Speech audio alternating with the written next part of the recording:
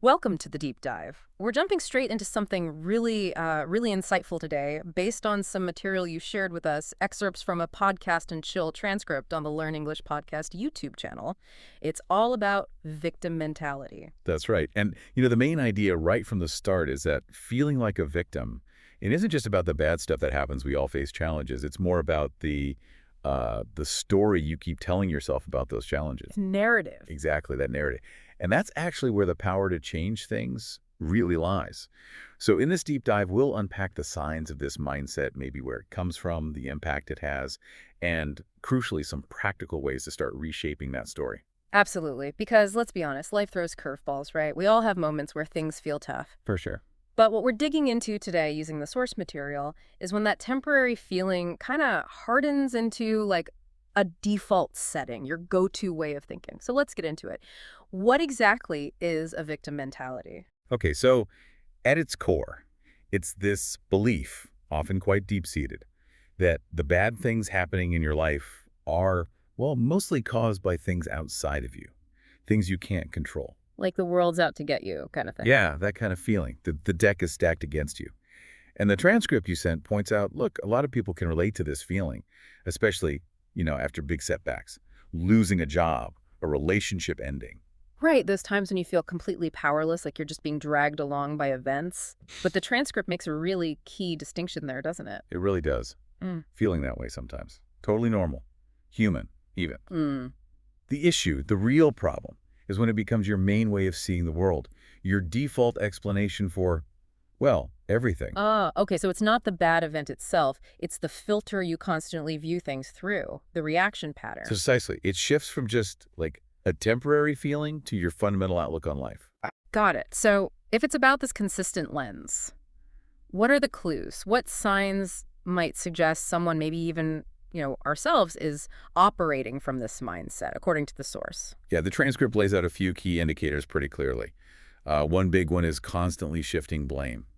The phrase, "it's not my fault," becomes almost like a reflex. A knee-jerk reaction. Exactly. Yeah. They even give that example, which is kind of funny, but illustrates the point. Blaming your slow Wi-Fi on the neighbor. Huh. Yeah, okay. I can see how that fits the pattern, even if it seems small. What else? Another major sign is that pervasive feeling of powerlessness. Just feeling like, well, there's nothing I could do anyway.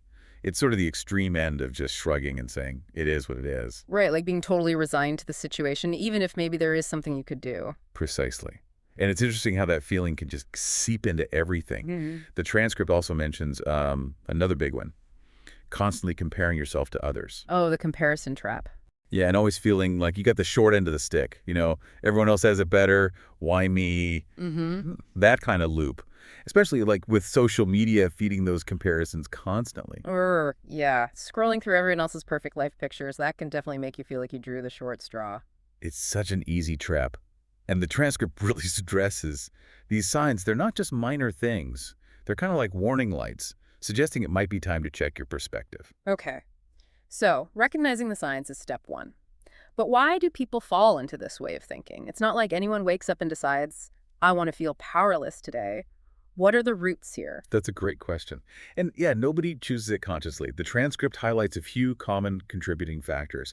One major one is past experiences, things like trauma or maybe repeated big failures. Right. Things that genuinely did make you feel powerless at the time. Exactly. They can leave behind this deep sense that you just can't influence what happens. Huh. And this is where the transcript brings in Martin Seligman's research on learned helplessness. Learned helplessness. Okay, tell us a bit more about that. Right. So Seligman's work basically found that if individuals or even animals in his studies are repeatedly put in bad situations, they can't escape. Eventually, they stop trying to escape, even when an escape route opens up later. Wow. So they learn that nothing they do matters? Pretty much. They learn helplessness. The transcript suggests that a similar thing can happen to people after, a string of really negative life experiences. They start to believe they lack control. But the key thing is, even after those experiences, the ability to act often still exists.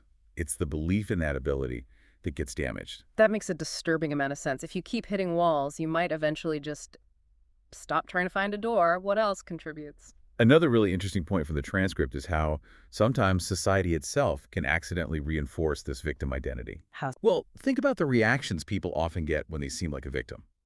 Sympathy, extra support, maybe even financial help sometimes. Now, researchers mentioned N.S. Sank and Kaplan looked into this. Their work suggested this positive attention, while well-intentioned. Can actually keep someone stuck in that role. It potentially can, yeah. If someone finds their needs are primarily met, or they get the most connection, when they're in that perceived victim state, it can unintentionally strengthen that way of identifying themselves, even subconsciously.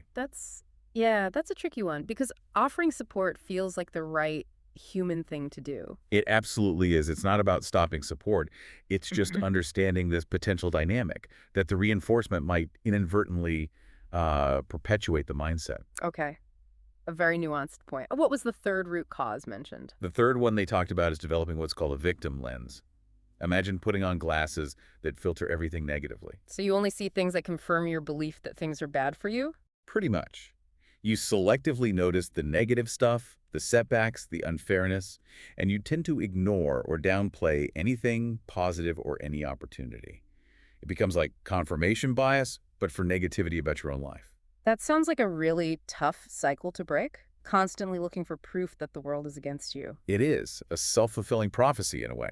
And as you can guess, living with this kind of lens, this habitual thinking, it doesn't just feel bad. It has real, tangible negative effects. The transcript talks about the harm it causes. Right, let's talk about that. Beyond just feeling down, how does this actually mess things up in someone's life? Well, relationships often take a hit. Think about it. If you're constantly blaming people or always seem helpless, it can be really draining for friends, partners, family. Yeah, I can imagine that gets old fast. Pushes people away. Definitely. The transcript notes that people might start to pull back, and then there's personal growth. How does it affect that? Well, if your core belief is nothing I do matters anyway, why would you take risks? Why try new things? Why push yourself? You wouldn't. You'd just stay stuck. Exactly. It really holds you back, limits your potential. It's like keeping the car in park because you don't believe you can actually drive it anywhere. It stifles growth. That's a powerful image, being stuck in neutral. And the transcript mentioned overall well-being, too. Yes, it connects the dots, impacts on relationships, achieving goals, and even just general mental and physical health. The constant stress, the negativity, it takes a toll. Okay, so we've got a handle on what it is, the signs, where it might come from, and why it's so damaging. Now, the really important bit, how do you actually start to, break free? The transcript offered some actual steps, right? It did, absolutely. And these are the real gems for anyone listening who thinks, maybe some of this applies to me. The very first step, the foundation, according to the transcript, believing change is actually possible. Just the belief itself. Yeah, recognizing you have the power to change your mindset. If you don't believe it's possible, you won't even try. Step one is opening up to that possibility. Makes sense. You need that initial spark of hope or determination. What's next? Then it's about actively paying attention, monitoring those negative thoughts as they pop up. Yeah. Really noticing when you think, oh, this is out of my control, or it's their fault again. Becoming aware of that internal soundtrack. Okay, so you notice the thought. Then what? Then you challenge it. The transcript suggests asking yourself actively, okay, wait, what can I actually do here, even if it's small?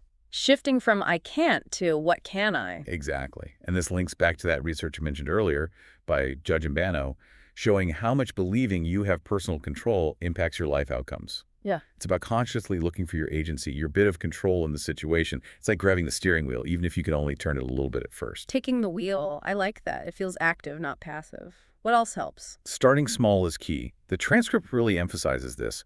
Don't try to change everything overnight. Just make one tiny, manageable change. Like what kind of change? Could be anything. Making one phone call you've been avoiding. Tidying one small corner of your room. Completing one small task. It builds momentum. Each small win proves to yourself, hey, I can make things happen. Okay, so small steps build confidence and chip away at that feeling of powerlessness. Makes it seem less daunting. Any other strategies? Yes, practicing gratitude. This was highlighted too. Even when things are really rough, consciously looking for tiny things to appreciate. It's like your morning coffee? Yeah. or a nice walk, someone holding a door open, anything. The transcript explains that doing this intentionally shifts your focus. It forces your brain to notice the good stuff, the positives, which can help kind of reset that negative filter even when things feel like they're um, falling apart. That was one of the phrases they used. Right, actively scanning for the good, not just the bad. That makes sense. It really does retrain your focus. And the final big strategy mentioned is taking responsibility. Oh, the tough one. Often the toughest, yeah. Especially if blaming has become a habit. It means consciously fighting that urge to point fingers, even when it feels justified, and asking instead, okay, what was my part in this? What can I learn? What could I do differently next time? So moving from blame to learning and ownership. Exactly. Yeah. And the transcript is clear. This isn't instant. It's a process. It takes time, practice, and being kind to yourself along the way. Self-compassion is important. It definitely sounds like a journey, not a quick fix. Reclaiming your sense of power. Now, you mentioned the transcript also highlighted some vocabulary, like those phrases. Why was that included? Well, language shapes how we understand things, Yeah. right? Knowing phrases like fall into something or hold somebody back or pick oneself up, it just adds another layer. Makes the concepts more concrete. Yeah, and helps you articulate your own experiences, maybe. Phrases like draw the short straw, hold on to something, rain on one's parade, click into place, break free, fall apart, snap out of it. They're all part of the language around this stuff. Mm-hmm. Recognizing them helps understanding. Gotcha. So it adds richness to the understanding. Hmm. Okay, as we wrap up this deep dive based on the material you shared, what's the main takeaway, the core message for our listeners? I think the absolute core message is you are not stuck. Your circumstances don't have to define you forever. You have agency. You have the power to change your narrative, to move away from feeling like a victim towards feeling, well, empowered. And the way to do that involves those steps we talked about, noticing the negative thoughts, asking what can I control, practicing gratitude, and crucially, taking responsibility. Exactly right. It's about conscious awareness and consistent small efforts. So here's something to maybe reflect on, inspired by everything we've explored today. Thinking about this victim mentality, what's maybe one small, doable step you feel you could take this week? Just one thing to shift your perspective or take a tiny bit more control in some area of your life. That's a great question to leave people with. It encourages putting it into action, doesn't it? Yeah, really making it practical. Because breaking free, as we said, it's about recognizing your own strength and making the choice step by step to use it. Thank you so much for sharing this material with us, and thanks to all of you for joining us on this deep dive.